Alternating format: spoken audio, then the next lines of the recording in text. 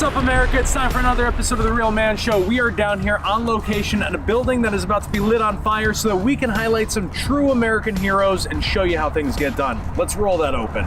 Let's go!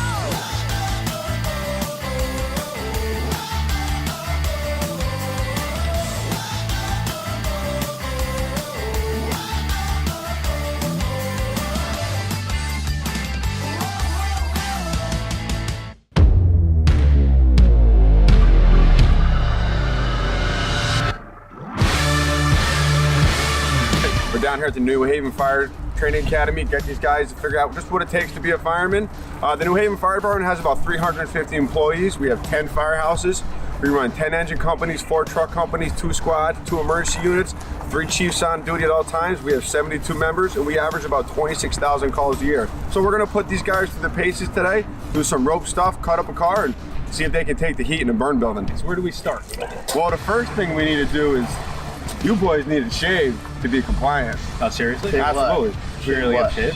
Well, you can shave anything you want, but it's got to come off your face first. All right. So then once we're done with that, we'll get you fit tested, get you some gear. Fit tested, like lifting stuff, or like? We know you can't lift a lot, but yes. All right, I see. You just threw down the gauntlet right there. Oh, absolutely. Let's do this. Game time. Let's get it done. Mike, you should shave your back when you're done with this. My back should be somewhat fresh.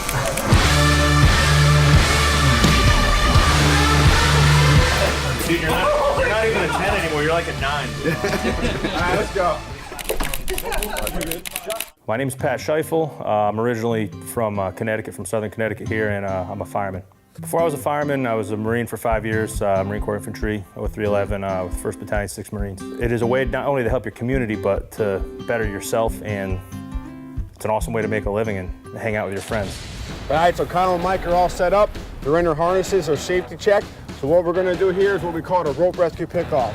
We're gonna simulate a window washer stuck in the side of a building, a victim stuck on the side of the mountain, which is some things that we respond to sometimes in the city. You guys ready? Ready? Yeah, let's do it. So Kyle's gonna be the one getting rescued and Mike's gonna do it. How you feel about that? I just don't want to die, otherwise I'm good. Just sign the waiver, you're all set.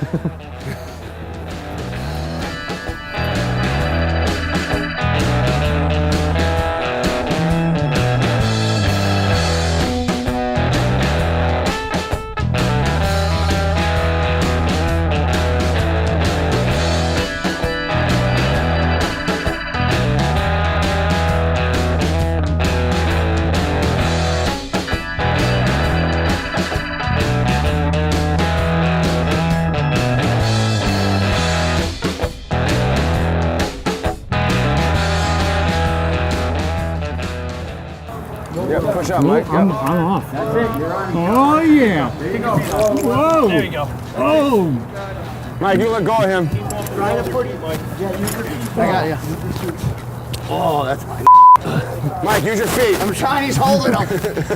Let go of my feet. I work on truck 2 on Howard Avenue. Before I was on the fire department, I was in the United States Marine Corps. I did 6 years, attained the rank of sergeant.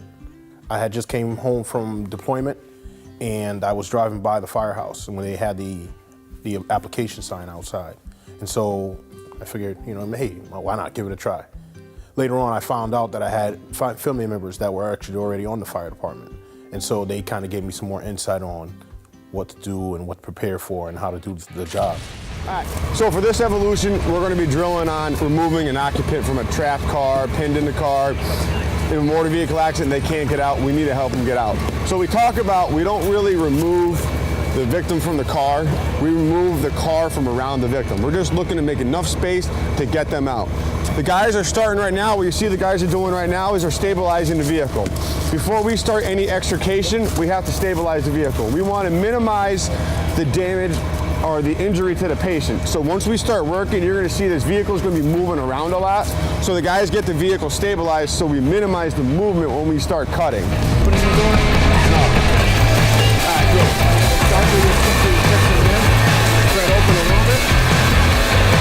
A little more. Stop.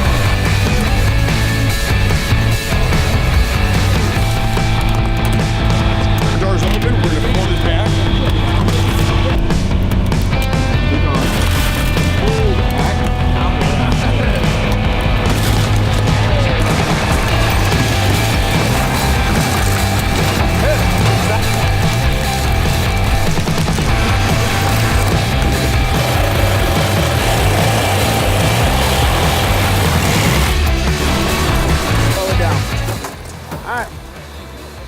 So that is a full roof removal of a motor vehicle. Speed posts are removed. We have a ton of area to work to get a victim out. So now what we're gonna do is we get a hard front end collision and the dash is pinned down on top of somebody, we need to be able to roll the dash back off of them.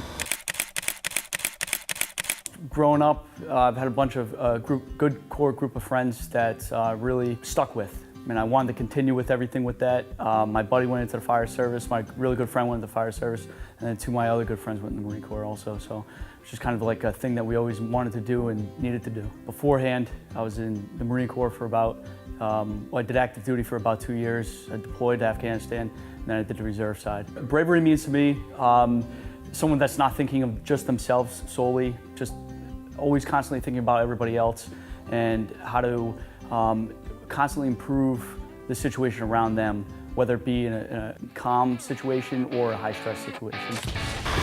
If this was a Ford, we'd be here for the next 18 hours trying to beat it up.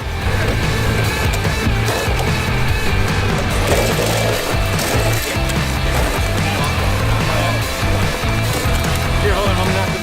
What'd you think? I thought it was great. I mean, Yeah. all the tools are extremely strong. Yeah.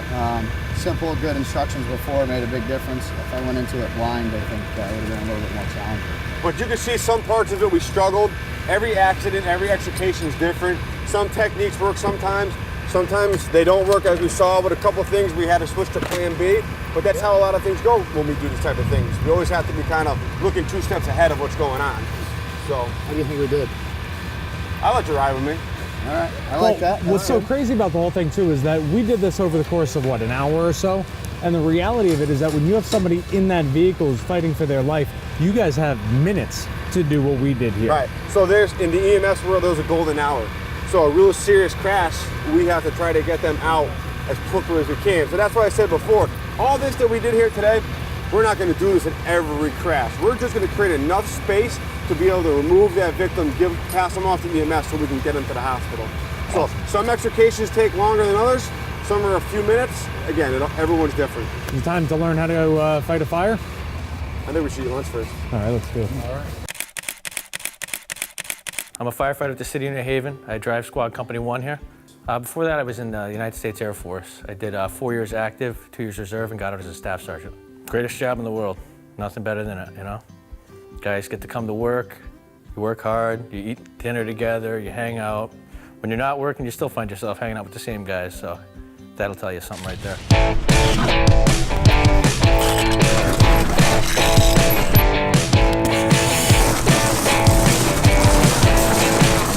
All right, guys, lunch is done. I guess it's up to you now. What's next? All right, so we got the burn building all set up. We're ready to go. You guys have been through your orientation on how to use your equipment. The first thing we're going to do, the academy staff's going to bring you inside. They're going to light a fire. You guys will get to see the progress of how the fire grows and the thermal layers of the fire and basic fire behavior. Once that's done, we'll come back outside and you guys will each get to be on the attack line, and you'll also do some primary searching looking for a lost person in the building. It's a whole new game for you, huh, Ortiz? Oh yeah, this is going to be an experience. Yeah, normally the cops are running in before we get there with just our uniform on. Hey, there's the fire. Yeah. Go put it out. Yeah. I'll stop traffic for you. So hopefully today he'll see why that's so dangerous for the police to run in without gear on. So. Awesome. Yeah, Let's done do it. once.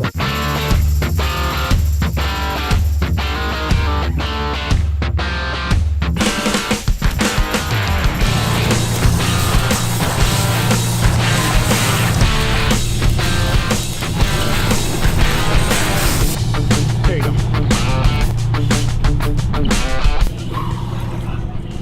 Dude, you can't see in there. Like nothing. Nothing. Yep. So the biggest thing with us is that we learn to read the building before we go in. And so when we come up, we're already looking at where the doors are, what type of doors we see, and then the type of construction of the building. And also we're reading the smoke, all right? For the most part, you'll start to see that the smoke is starting to go up in an up pattern. Yep. You know that the fire's a little low and it's moving its way up. Like the second I got in there, I couldn't see anything. Yeah, well, we have other tools that we can do. And we also go in there with our hand tools, and we also go in there with a thermal imaging camera. All right, and the thermal imaging camera can show fire, it can show heat, it also can show a heat signature on the body. But you figure that dummy weighs 120 pounds? There's not too many people that weigh 120 pounds.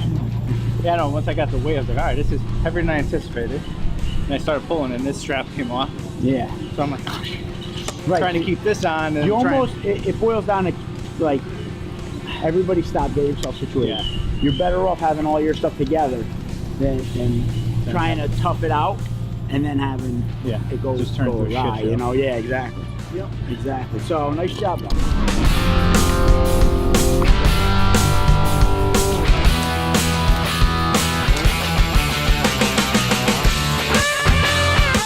All right, so that was one of the most insane environments I've ever been in. I heard that you were appointing him an honorary firefighter. I want to be clear, I don't want the job.